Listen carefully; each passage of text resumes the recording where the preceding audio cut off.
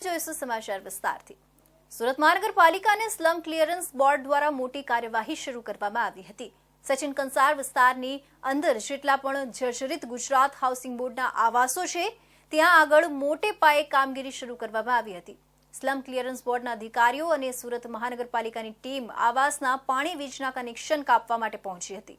એ સમય દરમિયાન એકાએક ગેલેરીનો ભાગ તૂટી પડવાથી લોખંડની ગ્રીલ સહિત એક મહિલા નીચે પટકાઈ હતી તેમજ નીચે ઉભેલી એક અન્ય મહિલાને પણ ઈજા થઈ હતી।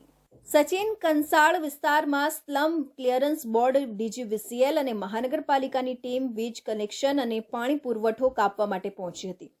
એ દરમિયાન લોકોનું ટોળું ખૂબ જ મોટી સંખ્યામાં એકત્રિત થયું હતું અને લોકો વિરોધ કરી રહ્યા હતા।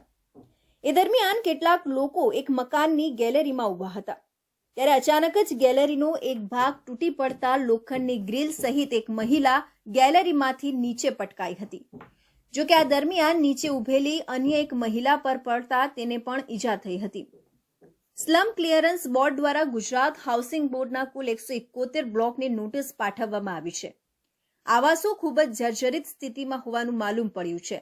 છેલ્લા ઘણા સમયથી સ્લમ ક્લિયરન્સ બોર્ડ દ્વારા 2000થી વધુ આવાસોને નોટિસ ફટકારવામાં આવી હતી। સચિનના પાલી ગામમાં બનેલી દુર્ઘટના બાદ હવે સરકાર તરફથી પણ સીધો આદેશ થઈ રહ્યો હોવાનું જાણવા મળી રહ્યું છે।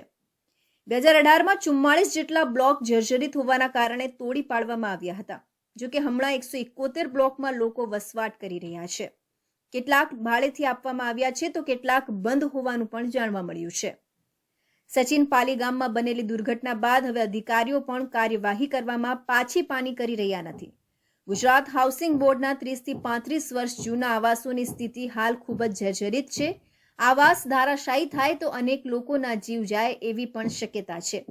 આવી સ્થિતિમાં સ્લમ બોર્ડ અને પાલિકાની ટીમ દ્વારા કેટલાક મકાનોના વીજ કનેક્શન કાપવામાં આવ્યા હતા। ડીજીવીસીએલની ટીમ દ્વારા કાર્યવાહી કરવામાં આવી હતી પરંતુ ત્યારબાદ સ્થાનિક લોકોએ ઉગ્ર વિરોધ નોંધાવતા અધિકારીઓની ટીમ પરત ફરી હતી। જોકે હવે પોલીસ પ્રોટેક્શન સાથે ફરીથી તમામ આવાસોના વીજ અને પાણી પુરવઠા કાપવાની કામગીરી હાથ ધરવામાં આવશે। સચિનના સ્લમ બોર્ડ વિસ્તારમાં આવેલા જર્જરિત ઇમારતોના વીજળી સપ્લાય બંધ કરવા જતા રહેવાસીઓ દ્વારા રસ્તો જામ કરીને વિરોધ નોંધાયો હતો। પોલીસને જાણ થતાં જ સચિન પોલીસ પીઆઈ વાઘેલા અને સ્ટાફ સહિત એસીપી ગોહિલ તથા ડીસીપી પરમાર સહિત ઘટના સ્થળે દોડી આવ્યા હતા અને લોકોને સમજાવીને લોકોને કાયદો હાથમાં ન લેવા માટે અપીલ કરી હતી અને મામલો ઠાળી પાડ્યો હતો। 6 જુલાઈના રોજ સુરત મહાનગરપાલિકાના વોર્ડ નંબર 30માં આવેલા સચિન વિસ્તારના પાલી ગામના કૃષ્ણનગરમાં પ્લોટ નંબર 80, 81, 82માં બનેલા ગ્રાઉન્ડ પ્લસ 5 માળના ઇમારત ધ્વસ્ત થયા હતા જેમાં 7 નિર્દોષ મજદૂરોને જાન ગુમાવવી પડી હતી। તે પછી તંત્ર જાગ્યું હતું। ગતરોજ તારીખ 8 જુલાઈના રોજ સચિન વિસ્તારમાં આવેલા સ્લમ બોર્ડમાં જર્જરિત ઇમારતને જલ્દી ખાલી કરવા માટે વીજ કનેક્શન કાપવાની તજવીજ હાથ ધરવામાં આવી હતી જેને લઈને સ્થાનિકોમાં રોષ જોવા મળ્યો હતો અને લોકો વિરોધ કરતા રસ્તો જામ કરી નાખ્યો હતો। ઘટનાની જાણ થતાં પોલીસ ઘટના સ્થળે પહોંચી લોકોને સમજાવ્યા હતા અને મામલો ઠાળી પાડ્યો હતો। સ્લમ બોર્ડમાં રહેતા લોકો ખૂબ જ ગરીબ પરિવારના હોય જેના લીધે તાત્કાલિક મકાન ખાલી કરી દેવું એમના માટે બહુ જ મોટી વાત કહેવાય। આ લોકો રોજ કમાઈને રોજ ખાવાવાળા લોકો છે અને તાત્કાલિક મકાન ખાલી કરવું એ ખૂબ જ અઘરી બાબત છે। 2016માં સ્લમ બોર્ડમાં જુલાઈ મહિનામાં 2 બિલ્ડિંગ ધરાશાયી થઈ હતી। સદનસીબે કોઈ જાનહાનિ થઈ ન હતી। તે પછી પ્રશાસન દ્વારા 528 ફ્લેટની જર્જરિત ઇમારતો તોડી પાડવામાં આવી હતી પણ આ તોડી પાડવામાં આવેલી ઇમારતોમાં રહેનારા માટે પ્રશાસન દ્વારા કોઈ બીજી જગ્યા રહેવા માટે કોઈ વૈકલ્પિક વ્યવસ્થા કરવામાં આવી ન હતી। રહીશો ઘણા દિવસોથી વિરોધ કરી રહ્યા છે અને ધરણા કાર્ય કરી રહ્યા છે। માત્ર 200 મકાન જે સ્લમ બોર્ડના ખાલી પડ્યા હતા તેમાં 200 બેઘર થયેલા લોકો સ્થાયી થઈ શક્યા હતા। બાકીના 328 પરિવારને પ્રશાસન અને સરકાર દ્વારા કોઈ મદદ કરવામાં આવી ન હતી।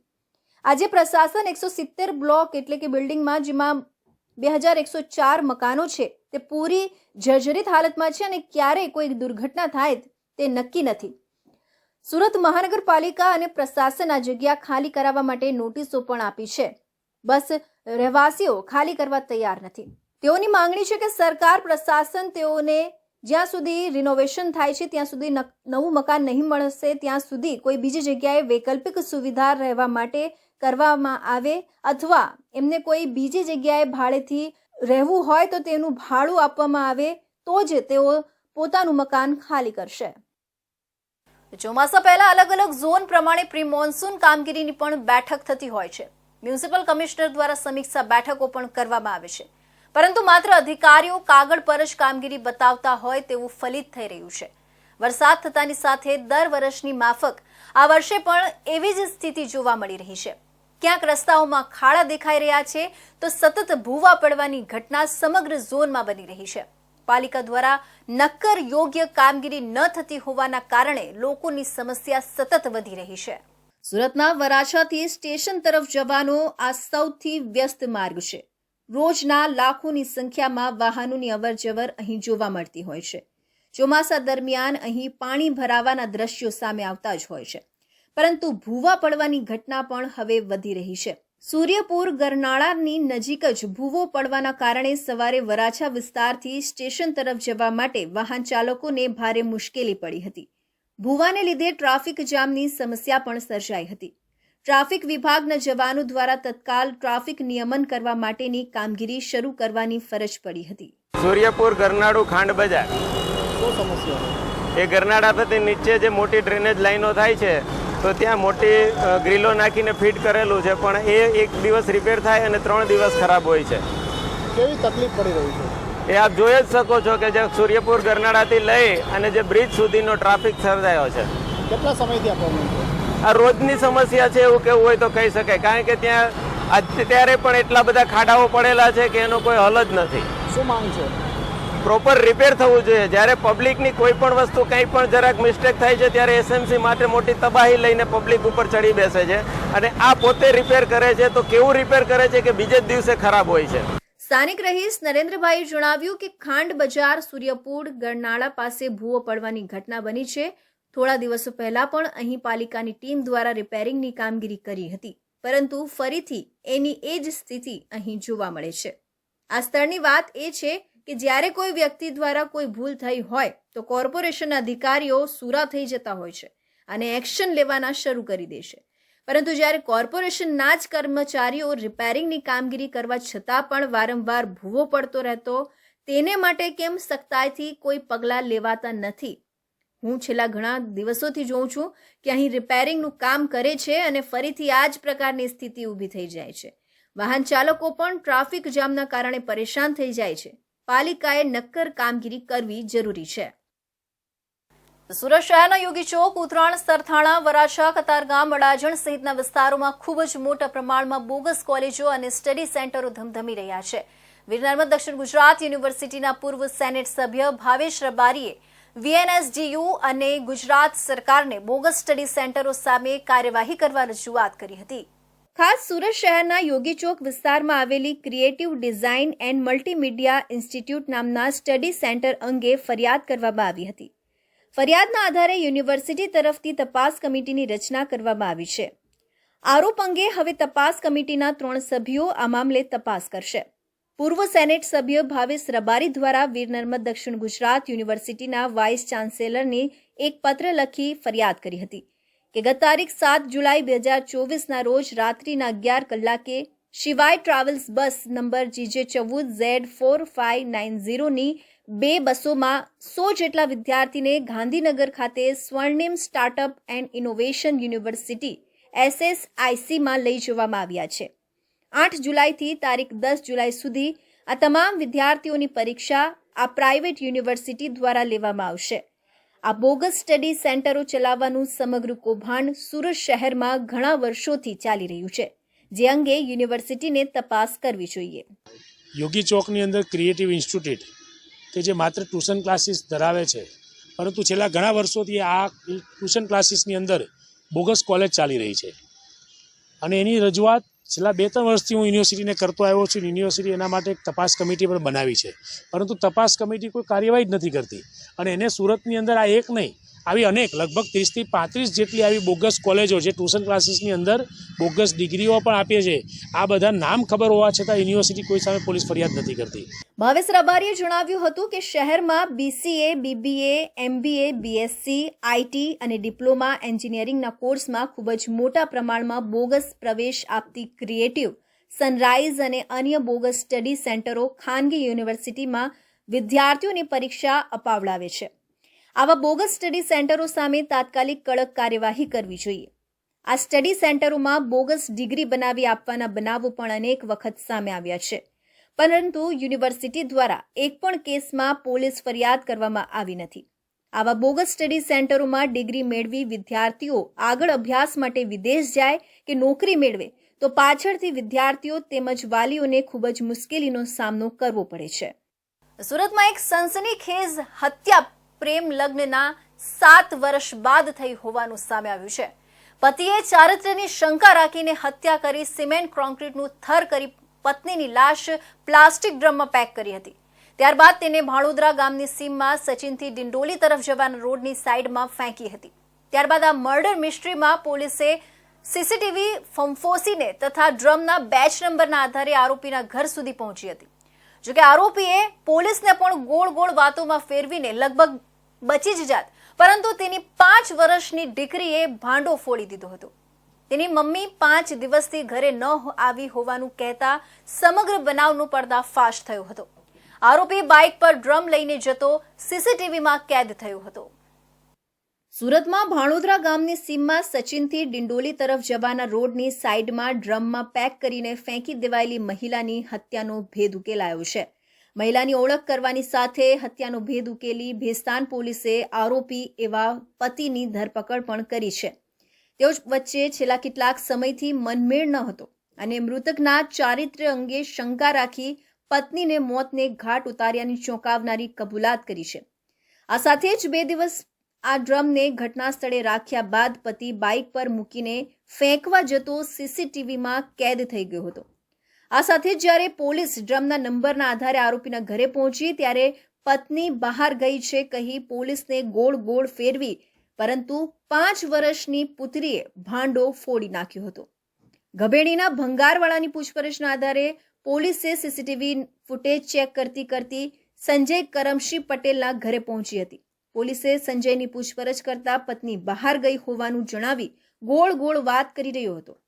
સંજયની વાત સાંભળી પોલીસ પણ એક તબક્કે તેના પર વિશ્વાસ કરે એવી સ્થિતિમાં હતી, પરંતુ આ અરસામાં જ સંજયની 5 વર્ષની પુત્રી ત્યાં આવી પહોંચી હતી.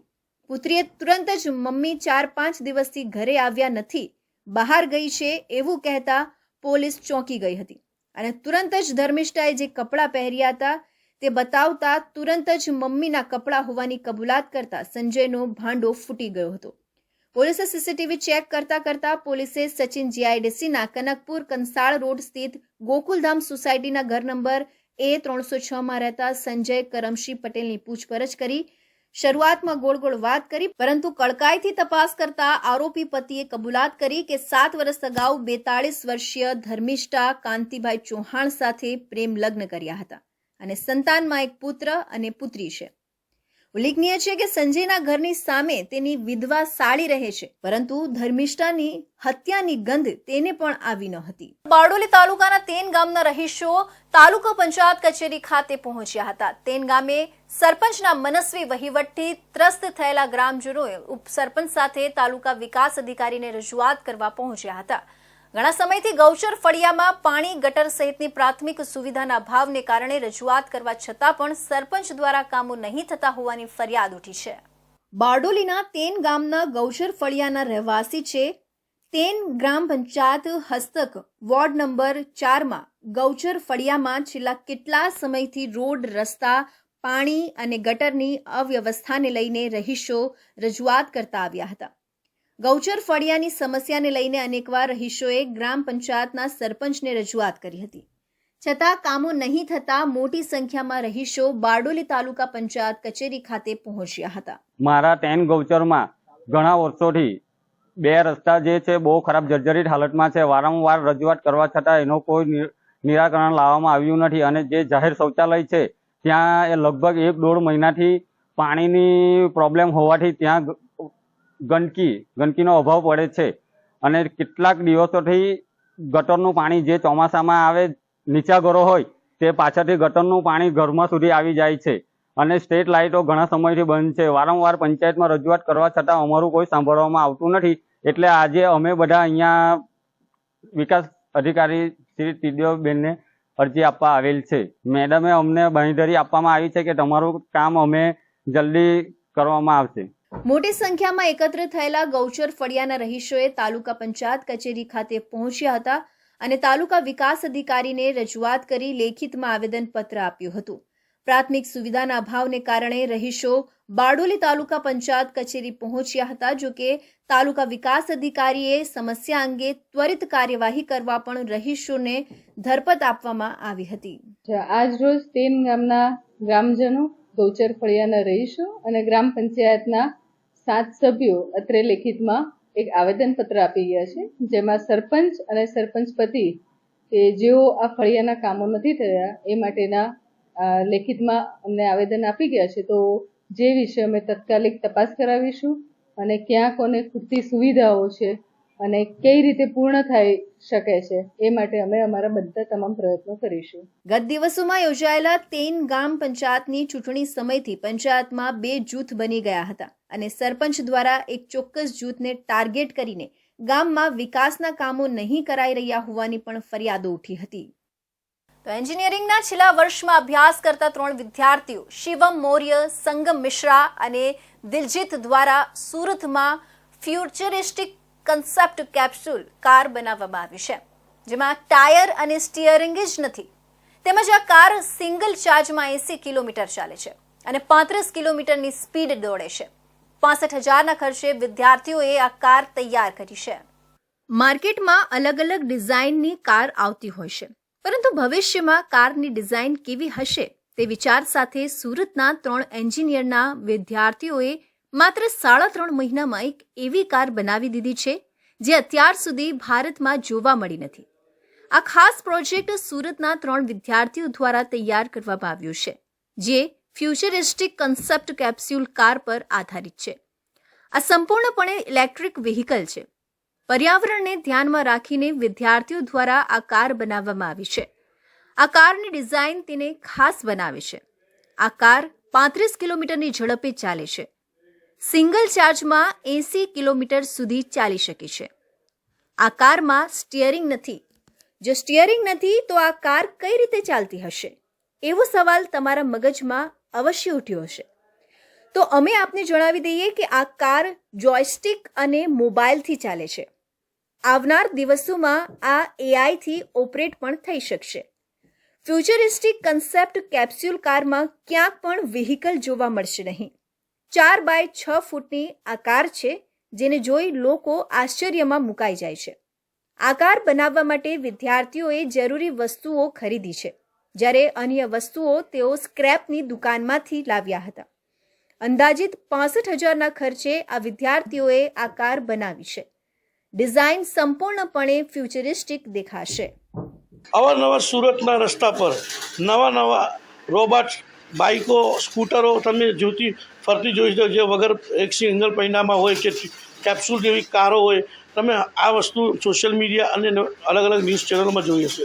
પણ આ ક્રિએટ કરનાર જે ક્રિએટર સાયન્સ નામની જે યુટ્યુબ ચેનલ ધરાવતા આપણે શિવમ મૌર્યને મળીએ, જે આ આવિષ્કાર કરતા છે અને ઘણા વર્ષોથી આ કાર્યક્રમ આવી રીતે પ્રોજેક્ટ બનાવી રહ્યા છે. તેમને રૂબરૂ આપણે થવા આવ્યા છીએ. તેમની આ વર્કશોપ पर આપણે ઊભા છીએ. જી शिवम जी, कैसे आविष्कार करते हो, कैसे विचार है इस तरह का काम करने का? जी बिल्कुल, ये जो आप प्रोजेक्ट्स देखते हैं, इस फील्ड में हम लोग काफ़ी टाइम से काम कर रहे हैं और लगभग आज से नहीं, आप बोल सकते हो पिछले 4 से 5 साल के बीच में लगभग हम लोग काम कर रहे हैं, जिसकी वजह से आज से 5 साल के अंदर अंदर हमने ऐसे काफ़ी सारे प्रोजेक्ट्स बनाए हैं जो डेली रूटीन में लोगों के यूज़ में आए और करंट में भी लोगों के यूज़ में आए और जो फ्यूचर में भी चले, ऐसे काफ़ी सारे प्रोजेक्ट्स हम लोग काम करते हैं. इसके पहले आपने 1 टायर पे चलने वाली गाड़ी, स्कूटर्स देखी होगी और इवन आपने देखा होगा कि 2 पैर से चलने वाले रोबोट्स भी देखे होंगे. तो ये सभी चीज़ें हम लोग पिछले काफ़ी टाइम से करते हुए आ रहे हैं और हम लोग कोशिश करते हैं कि डेली रूटीन में ऐसे प्रोजेक्ट्स बनाए जो लोगों के डेली लाइफ में यूज़ आए और जो फ्यूचर में उसके यूज़ हो, उस टाइप के प्रोजेक्ट्स पे हम लोग काम करते हैं ज़्यादा करके. तो फिलहाल आपका कौन सा प्रोजेक्ट चल रहा है कि जो लोगों को देखने को नया मिलेगा, ऐसा कुछ? एक्चुअली अभी करंट में फिलहाल में हमने एक कैप्सूल कार बनाई है, जो हमने एक फ्यूचरिस्टिक उसको डिज़ाइन दिया, क्योंकि इसके पहले हमने काफ़ी सारे प्रोजेक्ट्स बनाए थे, लेकिन अभी हमारे दिमाग में ये चल रहा था कि इस बार हम लोग कुछ ऐसे प्रोजेक्ट्स बनाए जो फ्यूचर में चलने वाले हो, क्योंकि अभी करंट में तो चल ही रहे हैं, लेकिन फ्यूचर में किस टाइप से कार चलेंगे, कैसे दिखेंगे और कैसे काम करेगा, उस चीज़ को हमने ध्यान में रखते हुए एक हमने फ्यूचर कंसेप्ट व्हीकल बनाया है, जिसको हमने फुल्ली राउंड शेप दे के फ्यूचरिस्टिक शेप दिया। मीन्स उसको आप देखोगे तो ना उसमें आपको स्टीयरिंग दिखेगा, आगे के व्हील भी नहीं दिखेंगे, आगे पीछे से पूरा पैक दिखेगा, फ्यूचरिस्टिक डिज़ाइन दिखेगी। तो उस पर हमने लगभग 1.5 से 2 महीने के अंदर हमने काम करके ये एक प्रोटोटाइप बना के उसको हमने रोड पे टेस्ट किया और काफ़ी अच्छे से ये चल भी रहा है। जी, આ હતા સીએમ મોરિયા, જે પોતે સુરતના લોકોને નહીં પણ પૂરા દેશના લોકોને નવા નવા ક્રિએશન કરીને નવી નવી લોકોને જરૂરત પડે તેવી વસ્તુનું ક્રિએટ કરે છે અને લોકોને અચંબામાં રાખે છે. આપણે મળ્યા પોતે સુરેશ મોરિયાના વર્કશોપ પર આવીને. હું સુનિલ પ્રજાપતિ, ઇન્ડિયા ન્યૂઝ, સુરત. તો આ તરફ વધુ એક વિદ્યાર્થીઓ ભરેલી સ્કૂલ વાન પલટી જવાની ઘટના સામે આવી છે. સુરત જિલ્લાના ઓલપાડ તાલુકાના કીમ નજીક કીમ ઓલપાડ સ્ટેટ હાઈવે પર મુળદ ગામના પાટિયા પાસે વહેલી સવારે વિદ્યાર્થીઓ ભરેલી ઇકો વાન પલટી ખાઈ ગઈ હતી. આ સ્કૂલ વાનમાં કુલ 9 વિદ્યાર્થી બેઠા હતા, જેમાંથી 6 વિદ્યાર્થીઓને સામાન્ય ઇજાઓ થઈ હતી. સમગ્ર ઘટનાના સીસીટીવી સામે આવ્યા છે. સુરત જિલ્લાના ઓલપાડ તાલુકાના કીમ નજીક કીમ ઓલપાડ સ્ટેટ હાઈવે પર મુળદ ગામના પાટિયા પાસે વહેલી સવારે 7:30 વાગ્યાના આસપાસ વિદ્યાર્થીઓ ભરેલી ઇકો વાન જઈ રહી હતી. એ દરમિયાન સામેથી અન્ય ખાનગી સ્કૂલ બસ આવતા ઇકો વાહન ચાલકે સ્ટીયરિંગ પરનો કાબુ ગુમાવી દીધો હતો અને સામેના ટ્રેક પર ચાલી ગઈ હતી અને બુલેટ ટ્રેન પ્રોજેક્ટ પાસે પલટી મારી ગઈ હતી. એને લઈને આસપાસના લોકો દોડી ગયા હતા. સ્થાનિક સૂત્રો પાસેથી મળતી માહિતી મુજબ ઇકો કારમાં કુલ 9 વિદ્યાર્થી હતા. આ 9 પૈકી 6 વિદ્યાર્થીઓને નાની મોટી ઇજાઓ પહોંચી હતી. તેમને તાત્કાલિક સુરત શહેરની અલગ અલગ હોસ્પિટલમાં ખસેડવામાં આવ્યા હતા. બનાવને પગલે કીમ પોલીસ દોડતી થઈ ગઈ હતી. હોસ્પિટલ ખાતે જઈને ઇજાગ્રસ્ત વિદ્યાર્થીઓ અને વાલીઓના નિવેદન લઈને આગળની કાર્યવાહી હાથ ધરી હતી. ઇકો ગાડીનો જે ચાલક છે એ અત્યંત સ્પીડમાં હતો, ઓવર સ્પીડમાં હતો, અને એના કારણે એ બસની પાછળના ભાગે ગાડી ટચ થયેલી, એટલે અકસ્માત થયેલો. એના કારણે આ ગાડી છે એ પલટી ખાઈ ગયેલી. પલટી ખાઈ અને રોડ સાઈડમાં નીચે ખાળિયાની અંદર ઊંધે પડી ગયેલી હતી. આ અકસ્માતના આજુબાજુના લોકો ભેગા થઈ અને બાળકોને સ્કૂલ વેનમાંથી બહાર કાઢેલા હતા. 9 બાળકો પૈકીના 6 બાળકોને ઈજા થયેલી હતી. એમને તાત્કાલિક હોસ્પિટલમાં સારવાર માટે લઈ જવામાં આવ્યા હતા. આ અંગે ડીવાયએસપી આર સરવૈયાએ જણાવ્યું હતું કે સવારે વી કેર સ્કૂલના 9 બાળકોને ભરીને એક આરોપી બંટી પોતાની ઇકો ગાડી લઈને જઈ રહ્યો હતો. તે અન્ય બાળકોને પણ લેવા જવાનો હતો. એ દરમિયાન હાઈવે પર મુળદ ગામ પાસે એક બસ ટર્ન લઈ રહી હતી, ત્યારે ઇકો ગાડીના ચાલકે પૂર ઝડપે ગાડી ચલાવી બસની પાછળના ભાગે અથડાવી હતી. એના કારણે આ ગાડી પલટી ખાઈ ગઈ હતી અને રોડ સાઈડમાં ખાડામાં પડી હતી, જેથી આજુબાજુના લોકોએ ભેગા થઈ આ બાળકોને બહાર કાઢ્યા હતા. 9માંથી 6 બાળકને ઇજાઓ થઈ હતી. તેમને તાત્કાલિક સારવાર માટે હોસ્પિટલમાં લઈ જવામાં આવ્યા હતા.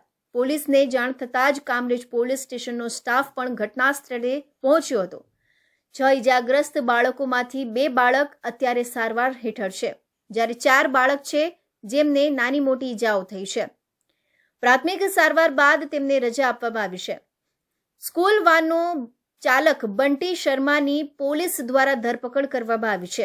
देखिए, आज जो हादसा हुआ था उसके बारे में हमें फ़ोन कॉल के थ्रू पता चला कि हमारे स्कूल का जो एक प्राइवेट इको व्हीकल था उसका एक्सीडेंट हुआ है. सो हम लोग आफ्टर 15 मिनट स्पॉट पे पहुंचे, क्योंकि उस वक्त हमें सडनली पता नहीं था और ये शायद कुछ एक एक्सीडेंट किसी बस और इको में हुआ. So we reach to the hospital और हॉस्पिटल में जाके हमने देखा तो कुछ मेजर इंजरी नहीं था, बस एक ही सारे जो बच्चे वो सेफ एंड सिक्योर है. और इसमें हमने प्राइवेट व्हीकल्स को ऑलरेडी हमने मीटिंग लेकर सारे नॉर्म्स एंड कंडीशंस जो एक बच्चे के सेफ्टी के लिए होते वो हमने रखे थे, बट फिर भी ये अनफॉर्चुनेटली यह हादसा हुआ है. આ બાબતે વીકેર સ્કૂલના પ્રિન્સિપાલ પૂનમ પાંડે જણાવ્યું હતું કે આ જે ઘટના બની એ અંગે અમને ફોન દ્વારા જાણ થઈ હતી કે અમારી સ્કૂલના પ્રાઇવેટ ઇકો વાહનનો અકસ્માત થયો છે. અમે 15 મિનિટ બાદ હોસ્પિટલ પહોંચ્યા હતા. આ અકસ્માત એક બસ અને ઇકો વચ્ચે થયો હતો. તો ઉમરગામમાં બનેલા સર્પાકાર રેલવે ઓવરબ્રિજ પર વધુ એક ગમખ્વાર અકસ્માત સર્જાયો હતો. આ અકસ્માતમાં બ્રિજ પરથી પસાર થતો એક ટેમ્પો પલટી મારી જતા એક સાયકલ સવારનું ટેમ્પા નીચે દબાઈ જવાથી કમકમાટી ભર્યું મોત નીપજ્યું છે. થોડા સમય પહેલા ઉમરગામમાં બનેલા સર્પાકાર રેલવે ઓવરબ્રિજના વળાંક પર એક ફૂલ સ્પીડે આવેલો બાઇક ચાલક બ્રિજ પરથી નીચે પટકાયો હતો. જો કે આ ઘટનામાં જે તે વખતે બાઇક ચાલકનો ચમત્કારિક બચાવ થયો હતો, પરંતુ આ વખતે ફરી એકવાર આ ઘટના ઘટી છે અને આ ઘટનામાં ટેમ્પો પલટી મારી જતા આ જ સ્થળ પર પસાર થઈ રહેલા સાયકલ સવાર ટેમ્પા નીચે દબાઈ જતા તેમનું ઘટના સ્થળે જ કમકમાટી ભર્યું મોત થયું છે. વલસાડ જિલ્લાના ઉમરગામ તાલુકામાં આવેલા રેલવે ઓવરબ્રિજ પર એક ગમખ્વાર અકસ્માત સર્જાયો હતો. અકસ્માતની આ ઘટનામાં ઓવરબ્રિજ પરથી જીઆઈડીસી તરફ જઈ રહેલા એક માલ ભરેલા ટેમ્પા પલટી મારી ગયો હતો, જેમાં ટેમ્પો પલટી મારી જતા એક સાયકલ ચાલક તેની નીચે દબાઈ ગયો હતો અને સ્થળ પર જ તેનું કમકમાટી ભર્યું મોત નીપજ્યું હતું. ઘટનાની જાણકારી મળતા જ તાત્કાલિક આસપાસમાંથી પસાર થઈ રહેલા લોકો ઘટના સ્થળ પર ઊભા રહી ગયા હતા અને ટ્રક ચાલકને ટ્રકની કેબિનમાંથી બહાર કાઢી ટ્રકને નીચે દબાઈ ગયેલા વ્યક્તિને કાઢવાના પ્રયત્નો હાથ ધર્યા હતા, જો કે તેઓને અસફળતા મળી હતી. ઘટનાના કારણે આ સર્પાકાર રેલવે ઓવરબ્રિજ પર ટ્રાફિક જામના દ્રશ્યો સર્જાયા હતા.